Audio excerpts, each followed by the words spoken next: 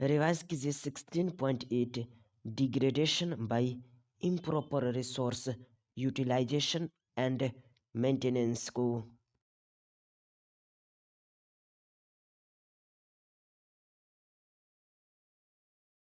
अब बताइए 16.8 में क्या क्या बताया गया है। बताइए क्या नेचुरल रिसोर्सेस का डिग्रेडेशन केवल पॉल्यूटेंट्स के कारण ही नहीं बल्कि रिसोर्सेस के इम्प्रॉपर यूटिलाइजेशन के कारण भी होता है।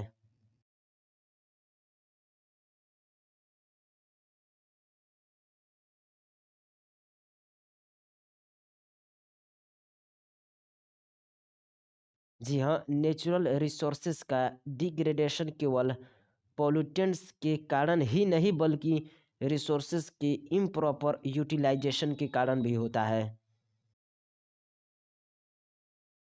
रिवाइज कीजिए 16.8.1 सॉइल इरोजन एंड डिजर्टिफिकेशन के बारे में।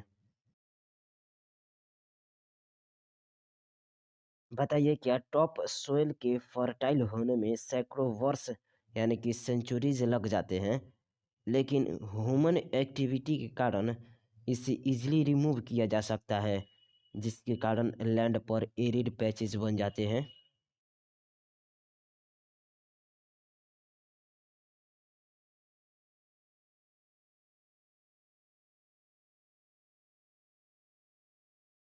जी हाँ, टॉप सोइल के फर्टाइल होने में सैकड़ों वर्ष यानी कि सेंचुरीज लग जाते हैं, लेकिन ह्यूमन एक्टिविटी के कारण इसे इजीली रिमूव किया जा सकता है, जिसके कारण लैंड पर एरिड पैचेस बन जाते हैं।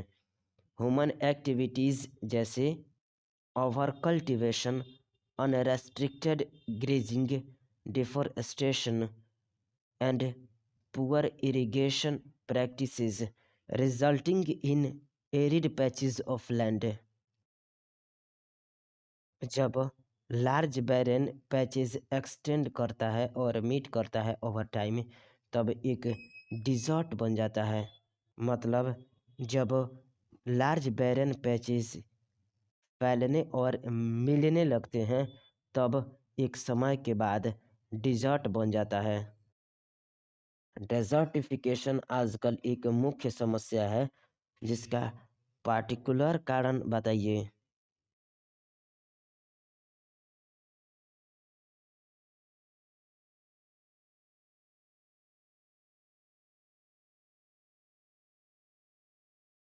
जी हाँ, डेजर्टिफिकेशन आज एक मुख्य समस्या है, जिसका पार्टिकुलर कारण अर्बेनाइजेशन यानी कि शहरीकरण का बढ़ना है। Water logging and soil salinity के बारे में जो कुछ भी लिखा गया है एनसीईआरटी में, उसे बोलिए। बताइए वाटर लॉगिंग कैसे हो जाती है।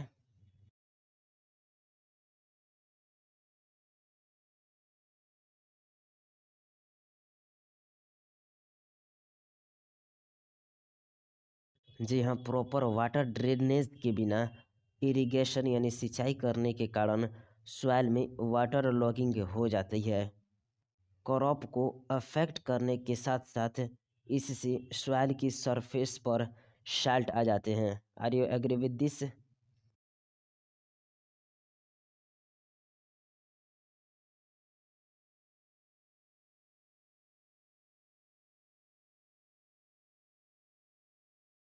जी हाँ, प्रॉपर वाटर ड्रेनेज के बिना इरिगेशन यानी कि सिंचाई करने के कारण सॉइल में वाटर लॉगिंग हो जाती है। क्रॉप को अफेक्ट करने के साथ साथ इसमें सॉइल की सरफेस पर साल्ट आ जाते हैं। क्या यह साल्ट लैंड की सरफेस पर एक थिन क्रस्ट के रूप में जमा हो जाते हैं या प्लांट की रूट पर कलेक्ट होने लगते हैं? यदि हाँ, तो क्या साल्ट की बढ़ी हुई मात्रा क्रॉप की ग्रोथ के लिए हानिकारक होती है? और क्या एग्रीकल्चर के लिए एक्सट्रीमली डैमेजिंग भी? यदि हाँ, तो वाटर लॉगिंग और सॉइल सैलिनिटी की ऐसी प्रॉब्लम किसके कारण आई है?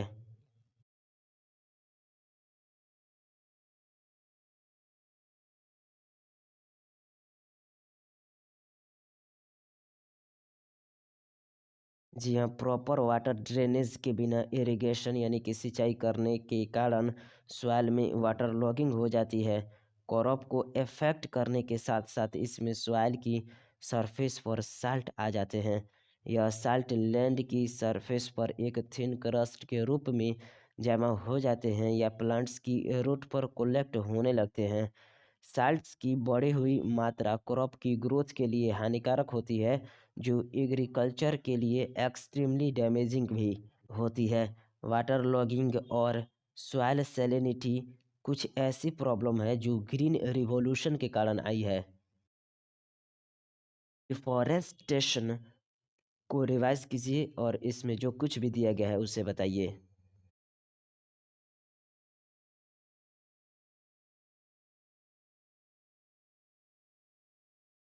डिफॉरेस्टेशन किसको कहते हैं?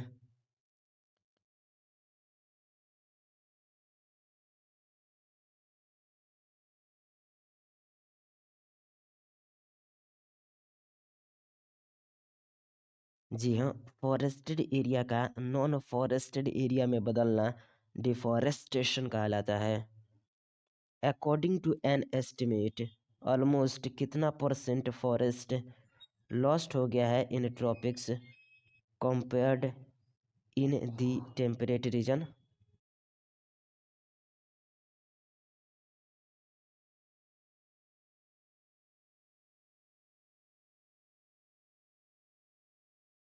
जी हाँ, एक अनुमान के अनुसार ट्रॉपिक्स की लगभग 40% और टेम्परेट की 1% फॉरेस्ट नष्ट हो चुके हैं। आजकल भारत में डिफॉरेस्टेशन की वर्तमान स्थिति गंभीर है। 20th सेंचुरीज के शुरुआत में फॉरेस्ट भारत की 30% लैंड घेरते थे, जो अब घटकर कितना परसेंट रह गए हैं?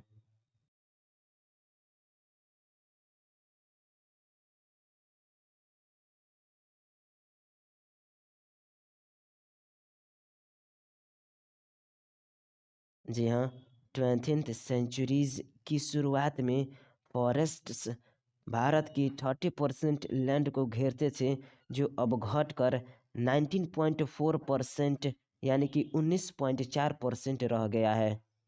भारत की नेशनल फॉरेस्ट पॉलिसी यानी कि 1988 यानी कि 1988 ने प्लांट के लिए फॉरेस्ट के लिए 33% एरिया और हिल्स के लिए 87% फॉरेस्ट एरिया की सिफारिश की है। Are you agree with this?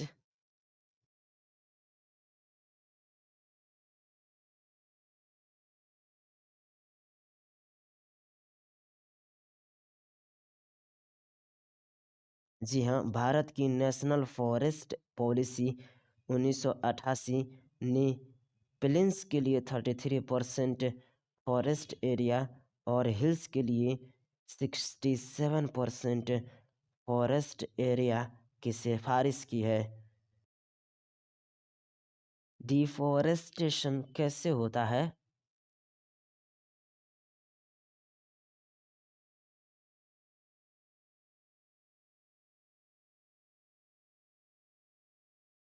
जी हाँ, डिफॉरेस्टेशन के लिए कई सारी ह्यूमन एक्टिविटीज़ का योगदान है।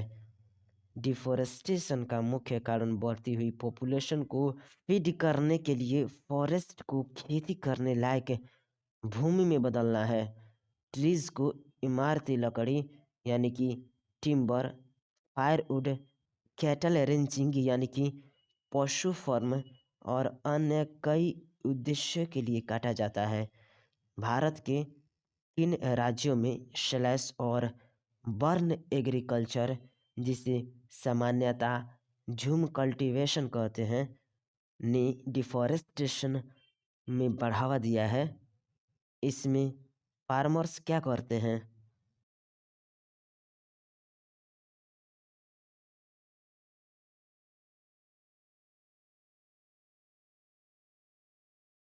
जी हाँ, भारत के नॉर्थ ईस्टर्न राज्यों में स्लैश और बर्न एग्रीकल्चर, जिसे सामान्यतः झूम कल्टीवेशन कहते हैं, ने डिफॉरेस्टेशन में बढ़ावा दिया है। इसमें फार्मर्स जंगल के पेड़ों को काटकर प्लांट्स के अवशेषों को जला देते हैं, राख को फर्टिलाइजर के रूप में और जमीन का प्रयोग फार्मिंग या कैटल ग्रेजिंग के लिए प्रयोग करते हैं। कल्टीवेशन के बाद एरिया को कई वर्षों तक रिकवरी के लिए छोड़ दिया जाता है। फार्मर दूसरे एरिया में जाकर फिर इस प्रोसेस को रिपीट करते हैं। पहले जब झूम कल्टीवेशन चरम पर था, तब लैंड को कल्टीवेशन के प्रभाव से उभरने में काफ़ी समय छोड़ देना पड़ता था। पॉपुलेशन बढ़ने और बार बार कल्टीवेशन के कारण रिकवरी फेज संभव नहीं होता है, और जिसकी फलस्वरूप डिफॉरेस्टेशन होता है। डिफॉरेस्टेशन में क्या क्या परिणाम है?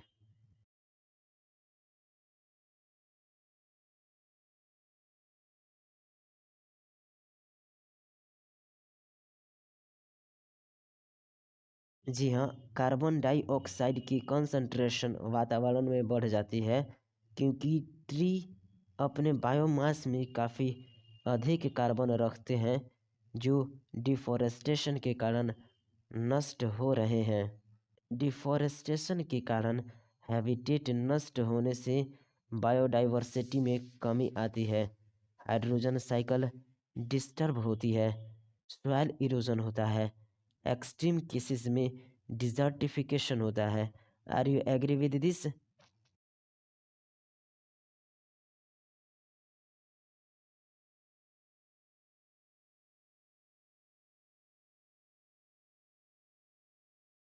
जी हाँ, डिफॉरेस्टेशन में कार्बन डाइऑक्साइड की कंसंट्रेशन वाटर में बढ़ जाती है, क्योंकि ट्री अपने बायोमास में काफ़ी अधिक कार्बन रखते हैं, जो डिफॉरेस्टेशन के कारण नष्ट हो रहे हैं। डिफॉरेस्टेशन के कारण हैबिटेट नष्ट होने से बायोडाइवर्सिटी में कमी आती है, हाइड्रोजन साइकिल डिस्टर्ब होती है, सॉइल इरोजन होता है, एक्सट्रीम केस में डिजर्टिफिकेशन होता है। रिफॉरेस्टेशन क्या होता है?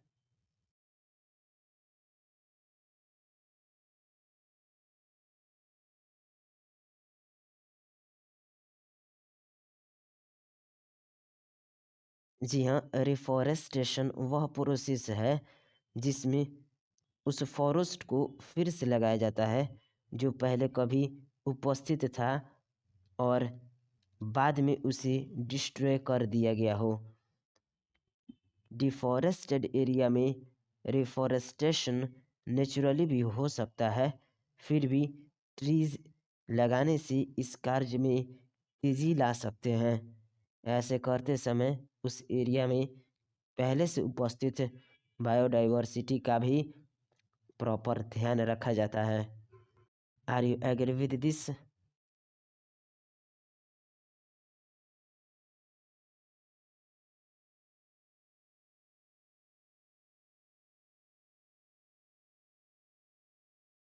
जी हाँ, रिफॉरेस्टेशन वह प्रोसेस है जिसमें उस फॉरेस्ट को फिर से लगाया जाता है जो पहले कभी उपस्थित था, और बाद में उसे डिस्ट्रॉय कर दिया गया हो। डिफॉरेस्टेड एरिया में रिफॉरेस्टेशन नेचुरली भी हो सकता है, फिर भी ट्रीज लगाने से इस कार्य में तेजी ला सकते हैं।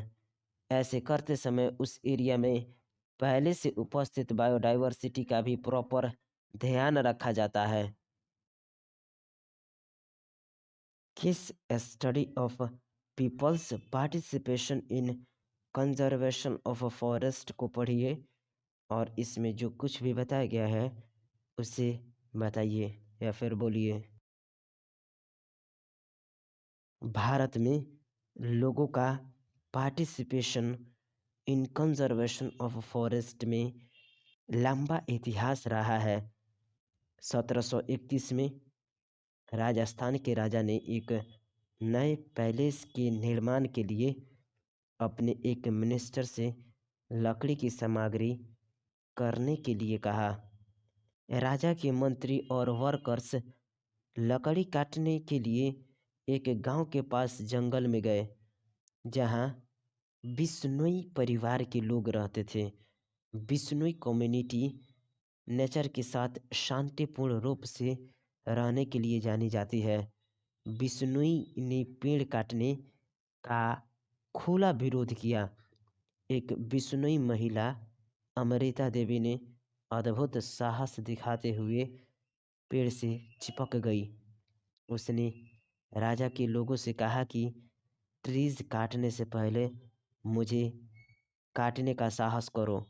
उसके लिए पेड़ की रक्षा उसकी लाइफ से बढ़कर थी। दुख की बात है कि किंग के लोगों ने उसकी बातों पर ध्यान न देते हुए पेड़ को साथ साथ अमृता देवी को भी काट दिया। उसके बाद उसकी 3 बेटियों तथा विश्नोई कम्युनिटी के सैकड़ों लोगों ने ट्रीज की रक्षा में अपने प्राण गंवा दिए। हिस्ट्री में कहीं भी इस स्तर के कमिटमेंट का कोई उदाहरण नहीं है, जहां एनवायरनमेंट को बचाने के लिए मानव ने अपना बलिदान दिया हो। हाल ही में गवर्नमेंट ऑफ इंडिया ने Amrita Devi Bishnoi wildlife protection award देना शुरू किया है। ये अवार्ड रूरल एरिया के ऐसे लोगों या कम्युनिटीज़ को दिया जाता है जिन्होंने वाइल्ड लाइफ को प्रोटेक्ट करने में एक्स्ट्रा ऑर्डिनरी साहस और समर्पण दिखाया हो। आपने हिमालय में गहरवाल की चिपकू मूवमेंट के बारे में सुना होगा। 1974 में ठेकेदारों द्वारा काटे जा रहे ट्रीज की रक्षा के लिए इससे चिपक कर लोकल वुमेन ने काफ़ी बहादुरी दिखाई। पूरे वर्ल्ड में चिपको मूवमेंट की सराहना की गई। लोकल कम्युनिटीज़ के पार्टिसिपेशन की इम्पोर्टेंस को समझते हुए गवर्नमेंट ने 1980 में ज्वाइंट फॉरेस्ट मैनेजमेंट (जीएफएम) का कॉन्सेप्ट लागू किया। इसमें लोकल कम्युनिटीज़ के साथ मिलकर फॉरेस्ट का मैनेजमेंट और प्रोटेक्शन किया गया। फॉरेस्ट के प्रति उनकी सेवाएं बदले में इन कम्युनिटीज़ को फॉरेस्ट के उत्पाद जैसे फ्रूट्स, गम्स, रबर, मेडिसिन आदि का लाभ प्राप्त होता है। इस तरह फॉरेस्ट को सस्टेनेबल मैनर में कंजर्व किया जा सकता है। चलिए, जीएफएम का फुल फॉर्म बताइए और जीएफएम का कॉन्सेप्ट कब लागू किया गया?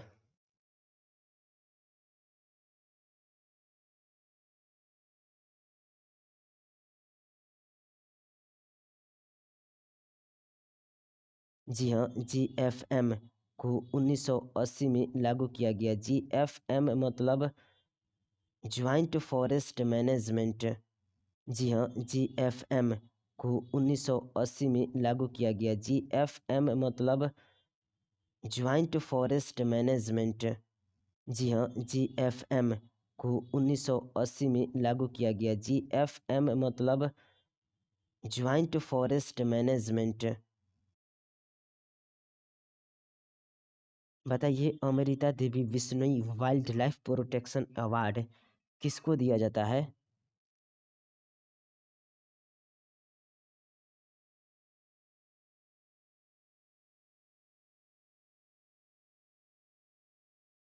जी हाँ, Amrita Devi Bishnoi wildlife protection award rural area के ऐसे लोगों या कम्युनिटीज़ को दिया जाता है जिन्होंने वाइल्ड लाइफ को प्रोटेक्ट करने में एक्स्ट्रा ऑर्डिनरी साहस और समर्पण दिखाया हो।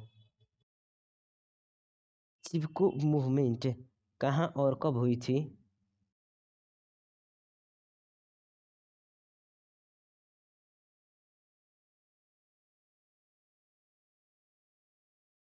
जी हाँ, चिपको मूवमेंट 1974 में हिमालय के गढ़वाल में हुई थी। जी हाँ, चिपको मूवमेंट 1974 में हिमालय के गढ़वाल में हुई थी।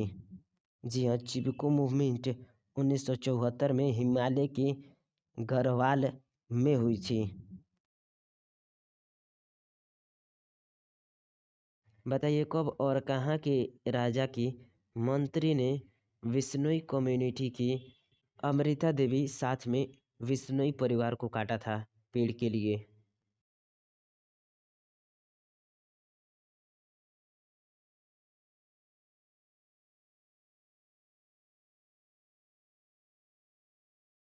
जी हाँ, 1731 में राजस्थान के राजा की मंत्री ने विश्नोई कम्युनिटी की अमृता देवी को और विश्नोई परिवार को पेड़ के साथ काट दिया था, जो कि एक बहुत दुखद घटना थी। रिवाइज कीजिए चैप्टर के समरी को। Major issues relating to environmental pollution and depletion of valuable natural resources vary in dimension from local, regional to global levels. Are you agree with this?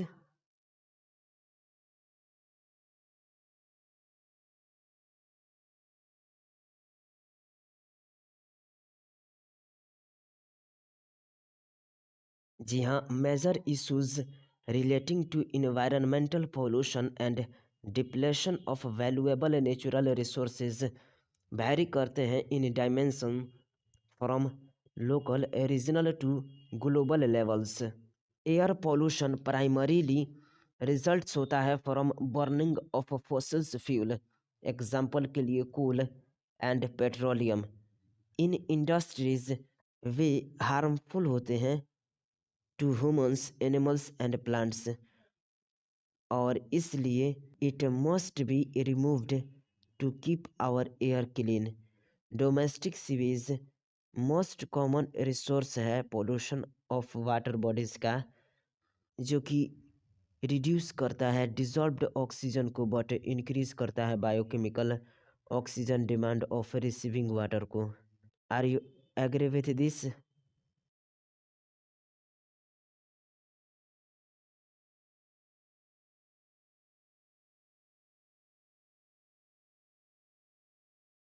जी हाँ, domestic sewage most common source है pollution of water bodies के, जो कि reduces कर देता है dissolved oxygen को बट इंक्रीज करता है biochemical oxygen demand of receiving water को। क्या डोमेस्टिक सीवेज रिच होता है इन nutrients, especially nitrogen and phosphorus, which cause eutrophication and nuisance creating algal blooms?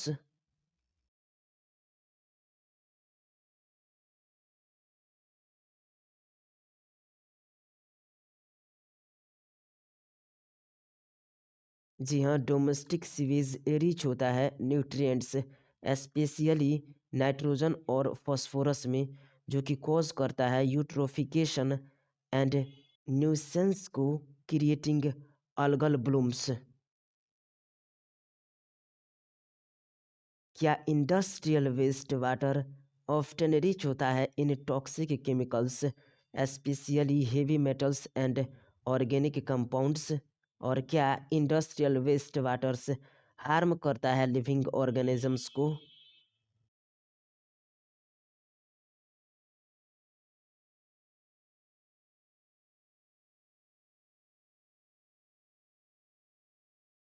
जी हाँ, industrial waste water often rich होता है in toxic chemicals, especially heavy metals and organic compounds. Industrial waste waters harm करता है living organisms को। Municipal solid wastage क्या create करता है प्रॉब्लम्स को, और it must be disposed of in landfills?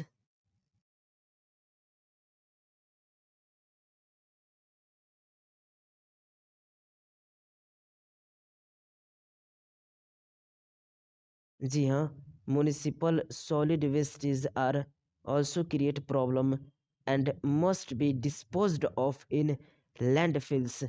Disposal of hazardous waste is like defunct ships radioactive wastage and e-wastage requires additional efforts. Are you agree with this?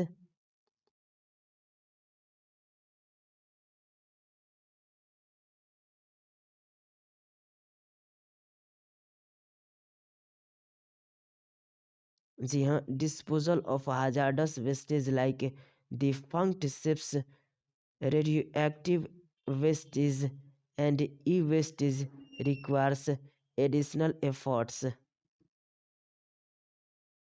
Soil pollution बताइए primarily किससे results होता है?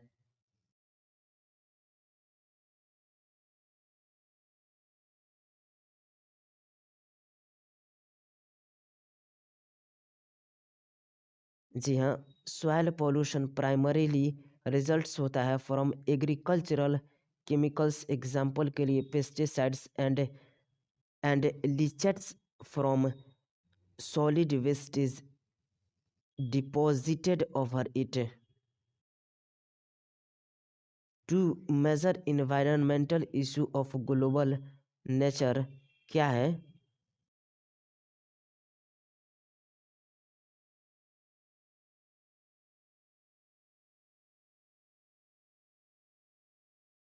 जी हाँ, two major environmental issue of global nature are increasing green house effect जो कि earth को warm कर रहा है एंड डिप्लेशन ऑफ ओजोन।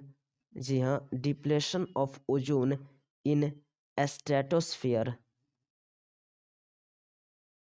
चार यानी कि four main green house gases का नाम बताइए।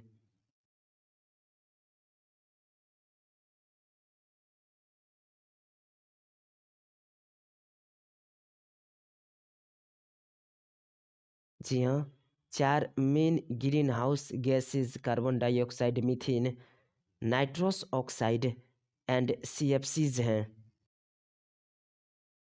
बताइए क्या enhanced green house effect mainly due to increased emission of carbon dioxide, methane, nitrous oxide and CFCs के कारण होता है?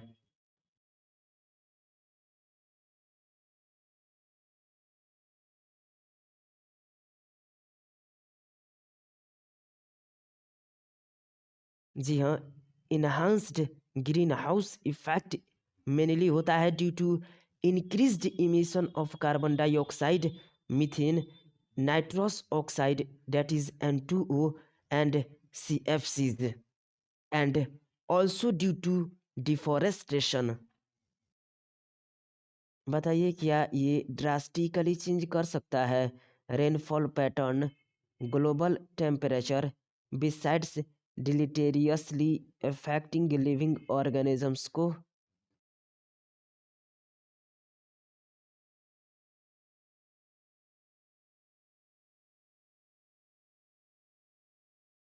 जी हाँ, enhanced green house effect mainly होता है due to increased emission of carbon dioxide, methane, nitrous oxide and CFCs and also due to deforestation.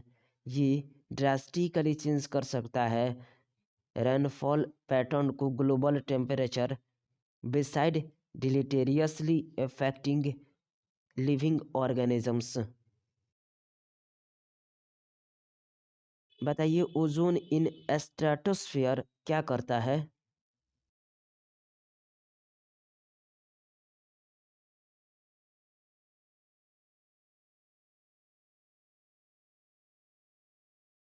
जी हाँ, ozone in stratosphere protect करता है हमें from harmful effects of ultraviolet radiation जो कि depleting हो रहा है fast due to emission of CFCs, thus increasing the risk of skin cancer, mutation and other disorders। बताइए ओजोन का डिप्लेशन क्यों हो रहा है?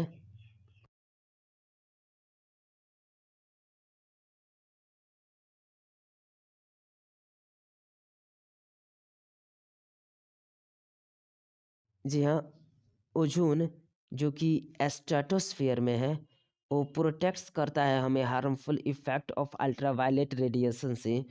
और यह ओजोन अब डिप्लीटिंग हो रहा है fast due to emission of CFCs. जी हाँ, due to emission of CFCs. जी हाँ, due to emission of CFCs. जी हाँ, due to emission of CFCs, जो कि इंक्रीज कर रहा है risks of skin cancer, mutation और अदर डिसऑर्डर्स को।